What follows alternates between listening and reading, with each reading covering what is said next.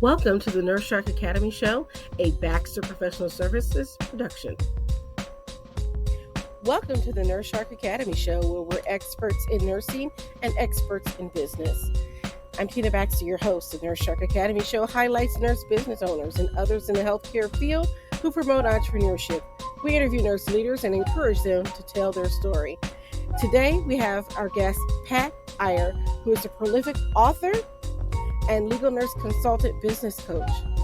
Today's episode, how one nurse who sold her company made a fresh start as a business coach and author. Welcome to the show, Pat Iyer.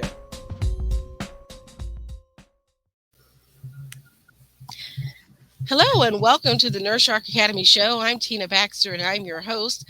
And I want to thank you for tuning in today. The Nurse Shark Academy Show highlights nurse business owners and others in the healthcare field who promote entrepreneurship. We interview nurse leaders and encourage them to tell their story. Today's guest is Pat Iyer. Pat Iyer is well known in the legal nurse consulting field and in the nursing field. She's written several books and I'm very pleased to have her. Welcome to the show, Pat. Thank you so much, Tina. Now, tell me a little bit about your background, because I know you as the legal nurse consultant, business owner, author, and all of that. But let's let our listeners know the hard-hitting question: what made you become a nurse? When I was investigating careers, and there was never any question that I would go to college. When I was in high school, there were 3 or 4 career options for women. There were secretary, teacher, nurse, and librarian. And secretary didn't sound very exciting to me. Teaching sounded interesting. I did some library work as a volunteer in my high school years, and I knew that involved shelving books and putting cards in the card catalog. And I couldn't see that as a career. So nursing was the choice for me. I wanted to help people, and I thought that would be a good opportunity to be able to learn skills. And even at that time in the 1960s, it was pretty clear that nurses were in demand and could get jobs very easily in comparison to some other professions. So how did you start out in your nursing career? Where did you go to school and where did you train? Because it's always fascinating for our listeners to know the different ways to get into the field. Well, at the time that I got out of high school, the choices were to go to an associate degree program, not too many of those, a diploma program, lots of those, or a 4-year college program. I applied for a 4-year college that accepted me to get a degree in psychology. But part of me said, that's not really what I want to do. And then the diploma program that I went to, Muhlenberg Hospital in Plainfield, New Jersey, said that they would give me a $1,000 tuition for 3 years, if you can believe being able to complete a 3-year program for $1,000, and they gave me a full scholarship. So it literally cost me nothing to go to nursing school. I then went on to University of Pennsylvania and spent another 3 years. They gave me a year's worth of credit for my diploma program, although it was the last year that they did it. And then they also gave me some scholarship money. So I came out of that educational program owing a little bit of money, and then started working as a medical surgical nurse with those 3 years of diploma program and then 3 years of the bachelor's program. I then worked for 5 years as a staff nurse and went back and got a master's degree at University of Pennsylvania with a major in nursing, minor in med-surg, and I focused on diabetes and teaching patients about diabetes. And I came out of that program with a few more student loans to focus on repaying. So was that more like the clinical nurse specialist role, that master's program? It was not a clinical nurse specialist role. It was not a nurse practitioner role. It was a med-surg focus on that specialty. And again, the program was beginning to be phased out. There was a big demand for clinical nurse specialists and nurse practitioners, and nurses wanted to go into one of those tracks. So I took all of the courses that would have qualified me to be a nurse practitioner, except that I didn't go through the prescriptive courses and therefore was not allowed to write scripts for medications. Okay. And so you worked as a diabetes educator? No, I worked as a staff nurse on med-surg units for the 5 years in between my two degrees. But when I came out, I looked at what are the opportunities to use my master's degree. There were really a couple of choices.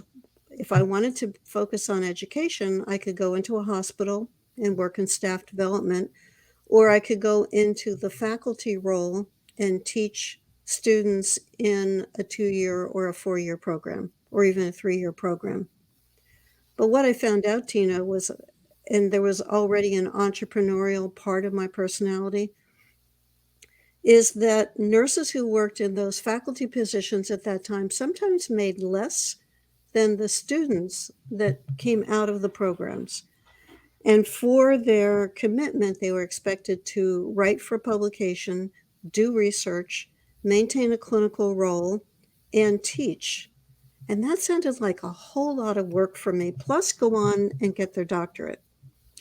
So I decided at that point that was not for me. I wanted to be involved in teaching and applied for a job as a staff development director at a hospital, easy commuting distance from my house, and was hired by a woman, the vice president of nursing, who had a very strong commitment to the concept of bringing nurses with master's degrees into her hospital. She had clinical nurse specialists. I had a master. She was very dedicated to that concept, and that got me in the door. Well, that's kind of interesting because I know a lot of nurses are wondering what to do, and that same thing is kind of still true in academia.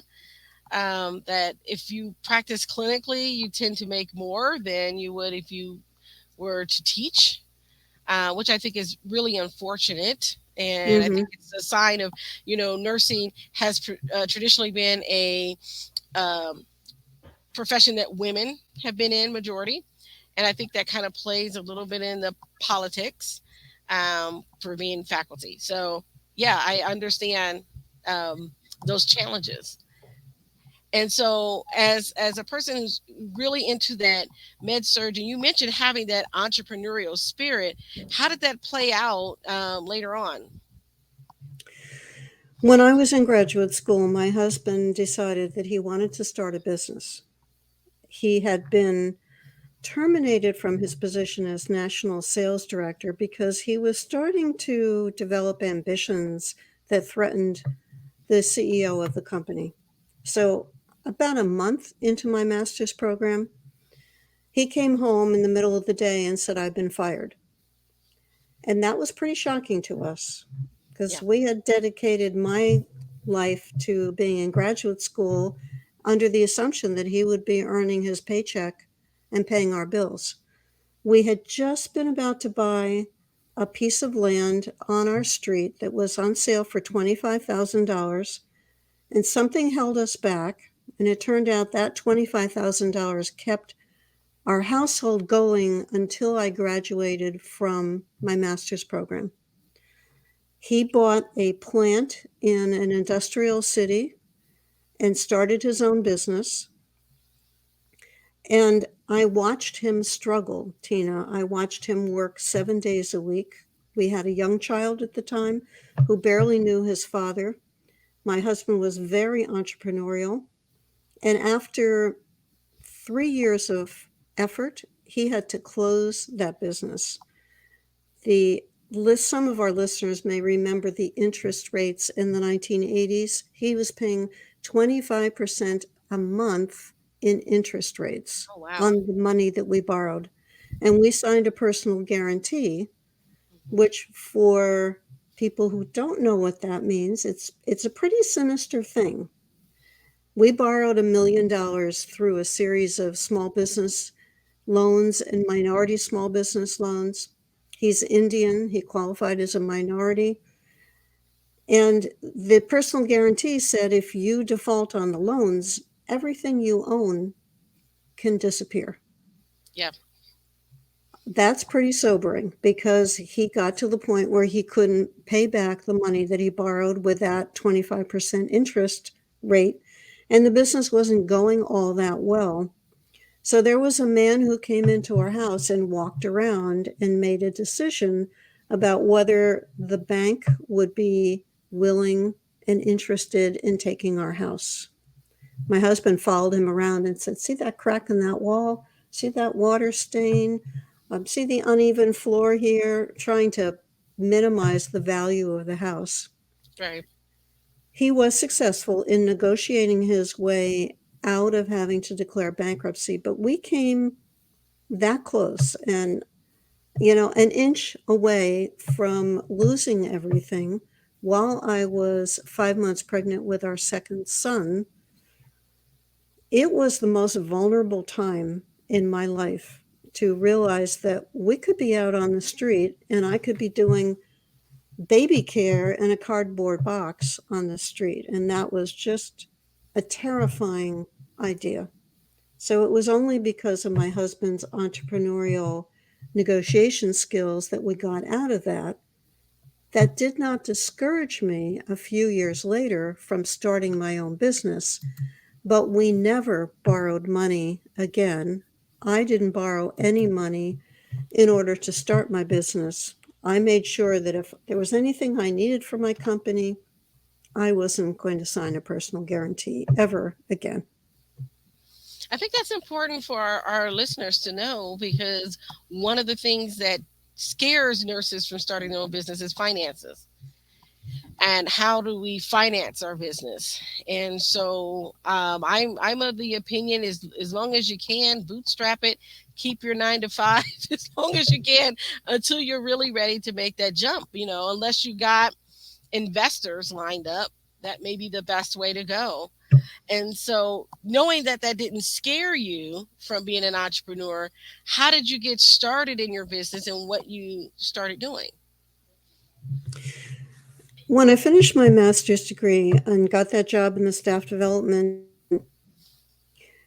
there were a couple of other nurses in my city who were also directors of staff development in their local hospitals.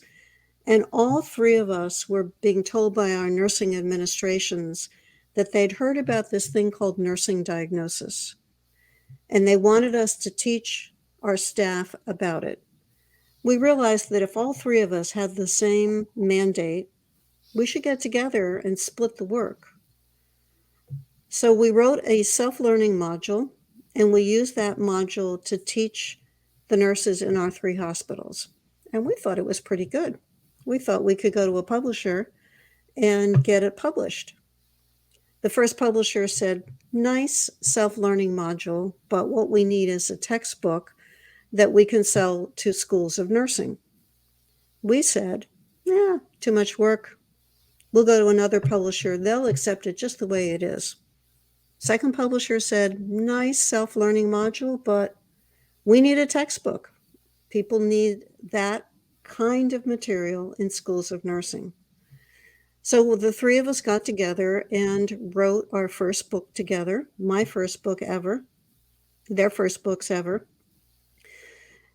That was a significant piece of my authority when I decided I wanted to become an expert witness.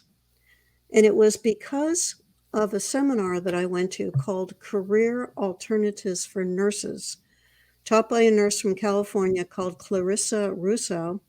I would love to thank her if I knew how to find her today, because she talked about a variety of different roles. And one of the things that she discussed was legal nurse consulting, although it was not called that at that time. It was more medical legal consulting. And she explained that nurses were needed in the court system to review cases, form opinions about the standard of care, and testify. And I thought, well, that sounds kind of interesting. So I went back to the hospital. I talked to the risk manager, who was an attorney. This was a one-day seminar that I attended while I was working as a nursing quality assurance coordinator, having left my job in staff development about a year before. And he explained about how you find attorneys, approaching them through letters, and offering your services. So I could put on my resume that I had co-authored this book. Little did I know that there are, and at that time, and still are, a lot of cases involving medical surgical patients, Mhm. falls, medication errors, pressure sores, treatment errors. So I was offering my services as a nurse with a master's with a publication on my resume that made me attractive to attorneys who were involved in these cases. I sent out 20 letters. I got my first case immediately, my second case a few weeks later, and eventually all of those 20 attorneys ended up using me at some point in the 20 years or so that I spent testifying as a medical surgical nursing expert witness. So let's take a pause here for a minute. And for those that are listening that aren't familiar with legal nurse consulting, kind of explain the role of an expert and what's required to be an expert witness. In the nursing world is responsible for forming an opinion on whether what happened to the patient was done as a result of a deviation from the standard of care, or was what happened to the patient unrelated to the nursing care and the care was defensible. Each side needs an expert in order to be able to proceed. The attorneys are looking for people who are be willing and able to take a stand. It's not good enough in the legal system for me to say, well, I think that the nurses did everything right, but I'm not willing to go to court to testify. They need somebody who will raise his or her right hand and swear to tell the truth. Many cases settle. The vast in which the plaintiff attorney is asking for too much money and the case doesn't justify it, or the defense believes that that case is truly defensible. So therefore, the nurse could work for either side, and the balanced expert works for both plaintiff and defense attorneys in order to maintain credibility. And one of the ways that you also have to maintain your credibility is to still be actively practicing in that specialty or field of nursing. Yes, there are people who work full time as clinical nurses and do this on the side. There are people who have a part time job. I worked in the PRN pool. I worked a few days a month for several years while I was testifying. That clinical role serves a couple of purposes. It increases the expert's credibility, and it shows the jury that this person is not so far removed from the clinical role that they've forgotten what it's like or they're too idealistic.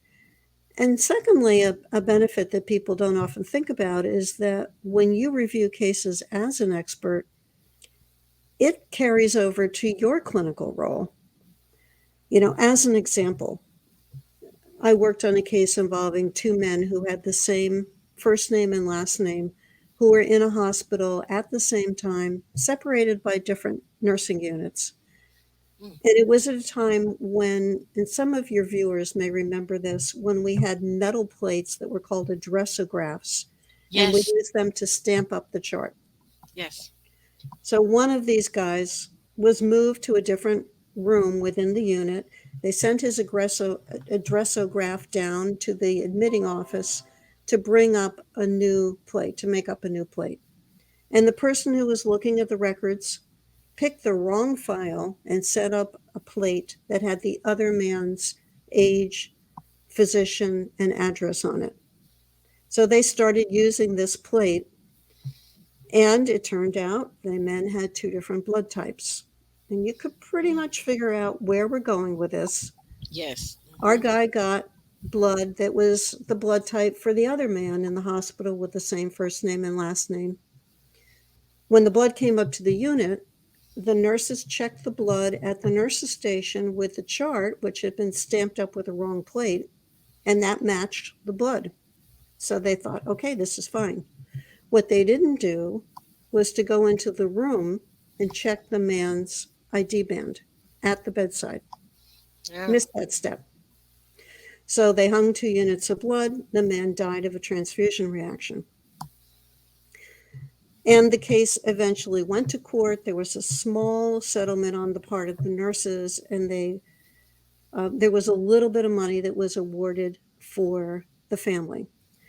One of the odd things about this case was that in the middle of the blood transfusion, this man's doctor came in to see him, and there were changes in vital signs. He was showing classic signs of a transfusion reaction. And the doctor looked at him and didn't make the diagnosis, left the room, went on his way. So the plaintiff attorney hired an expert witness to come into court to testify about how that doctor deviated from the standard of care by not diagnosing the transfusion reaction. Unbeknownst to the plaintiff attorney, the expert witness was an alcoholic. Oh. So when he was supposed to be on the plane to fly to the courtroom, he was in bed, intoxicated, and never showed. So the jury didn't hear any testimony about the doctor's responsibility, and they ended up finding the doctor not negligent.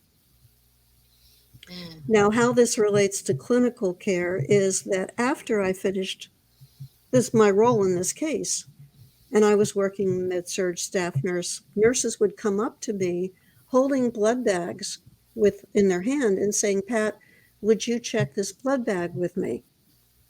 And I would say, yes, let's do it at the bedside and make sure that we check the patient's ID band. And they said, oh, that's not necessary. We can do it at the nurse's station. And I said, no, we can't. And here's why. And after they finished hearing the story, some of them were visibly backing away from me, like, oh, that's horrifying. Well, yes, it Yeah. is. Yeah. If you don't follow all the steps and you're not sure that that blood is intended for that patient, that can be the outcome. That's so important. It goes back to that teaching again with students that those five rights, and now I think there's six or seven, and they keep adding on. But it's important to do that. And I remember those addressograph stamps because I used to get the charts with those on there all the time. And you would always have to check the orders with the Cardex and make sure everything was right. And I'm kind of glad we've gone to electronic medical records because the handwriting was horrible. Mm-hmm. I agree. Yeah. And so, how did you then segue into opening up your practice and doing a lot more? Because it sounds, over the years you've written several books, you've done all these different things, and so you've had other people that worked for you. So, how did you get to that place where you got to expand? A couple years into me reviewing cases as a med-surg expert, I got a phone call from a plaintiff attorney asking me to review an emergency department case. And I knew that was not in my skill set, never worked there, not the right person for him. But I had a friend who was a clinical specialist who worked with me in that hospital where I was in charge of staff development. And I decided to refer her to him. She got the case.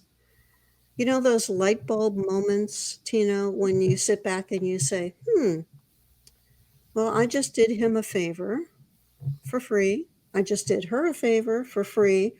I wonder if there's a business providing expert witnesses other than myself.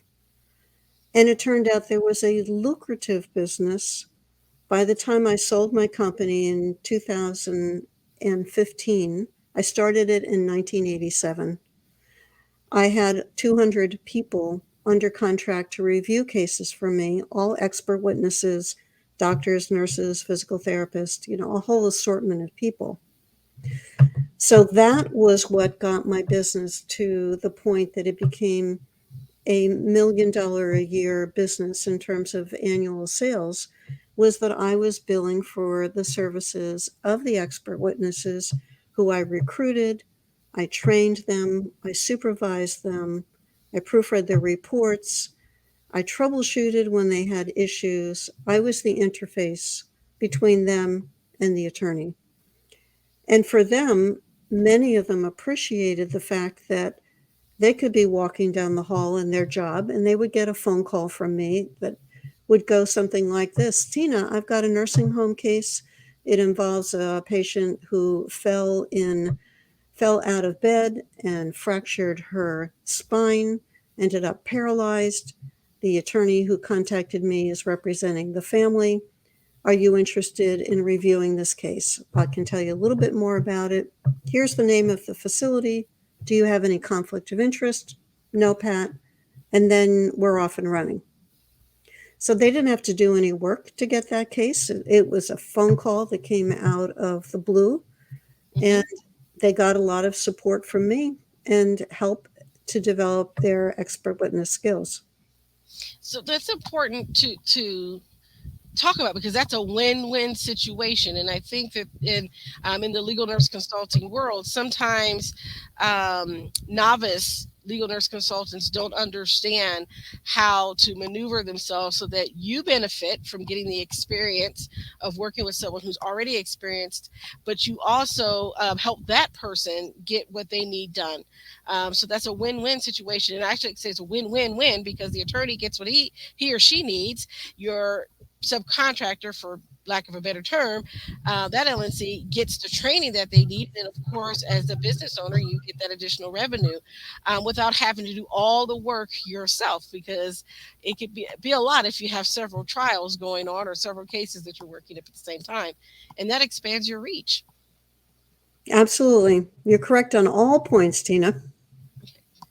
All right. So, just as we're getting ready to wrap up here, um, if you had one piece of advice for either a legal nurse consultant who's starting out or a business owner who's just starting out, we didn't even get a chance to talk about your books and all the books you've written, but what would your advice be? There are risks associated with starting a business. There are risks associated with being an employee, including that your facility could merge with another one and you could become redundant, or that your hospital could discontinue the services that your unit is providing. If you have an entrepreneurial spirit to you, then I would encourage you to not let the risks of being in business dissuade you, but to be very clear minded about what you are embarking upon. Do as much research as possible.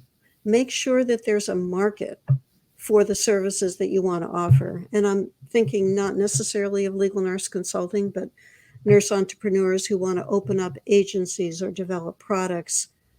We can become in love with our idea and not realize until we're pretty far into it that nobody else is in love with our idea.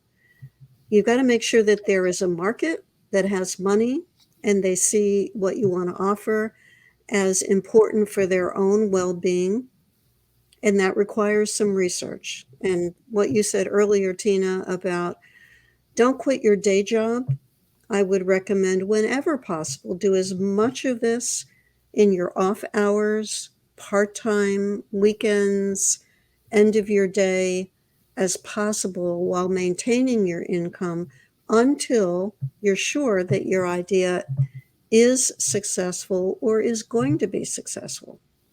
Because one of the last things you ever want to do to yourself is what my husband and I did when we ran out of money and were facing bankruptcy.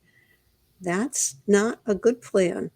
So if you are careful, you do your research, you stack all of the odds in your favor, then you can be off to a good start. There, she said it all, folks. That is such great advice. And I've known some people that wish they had taken that advice when I've talked to them. But I do want to say that, you know what? Being a nurse entrepreneur is very rewarding. Yes, there's risks, but there's also rewards. And so I like to keep our eyes on the prize. So I want to thank you for joining us today in the Nurse Shark Academy show. Don't forget to like and subscribe to our YouTube channel. Follow us on Podbean or wherever you get your podcasts. And don't forget to take advantage of the offers that we have in the show notes. I want to thank you, Pat, for your time. You've been a wonderful guest. We could talk all night because I'm pretty sure you have many, many more stories. And if you had anything that you wanted to offer to our listeners, I'll give you a moment to go ahead and do that if you like. Well, you can go to legalnursebusiness.com, and I've got a number of free reports if you are interested in that as a field of endeavors. And my other website is patiyer.com, spelled Patiyyer. I've got resources for you if you're interested in building up your writing skills, improving your proofreading and editing skills, or you're interested in exploring writing a book. So those are my two websites, legalnursebusiness.com or patiyer.com. All right. Well, thank you so much, Pat, for your time. I want to thank everyone for tuning in to the Nurse Shark Academy show. And always out there, nurses, if you're listening and you have a business and you want to be on the show, let us know. You can reach us at the nursesharkacademy.biz. Bye-bye for now. Attention nurses, looking to take your nursing knowledge and turn it into a viable business? Ready to take action, but don't know where to start? Join the Nurse Shark Academy. We support nurses as business owners and leaders. We offer career and entrepreneurial coaching for nurses or other healthcare professionals. Whether you're a brand new nurse, a seasoned health professional, or building a startup, join a community of support. Entrepreneurship can be lonely, but it doesn't have to be. Our career and business coaching services are designed to help you achieve the life-work balance you desire. Our experienced coaches will help you identify and attain your career and business goals, enabling you to become more successful in both your personal and professional life. I'm Tina Baxter. I founded the Nurse Shark Academy because I believe every nurse is a hero on his or her own epic journey. Nurses are launching new businesses every day. You don't have to do it alone. Join the Nurse Shark Academy and get the support, training, and coaching that you need to launch your successful nurse business. Become a member at the nursesharkacademy.biz.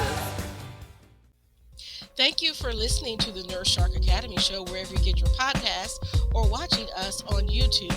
Don't forget to like and subscribe, and don't forget to hit the notification bell so that you'll know when all of our episodes come out.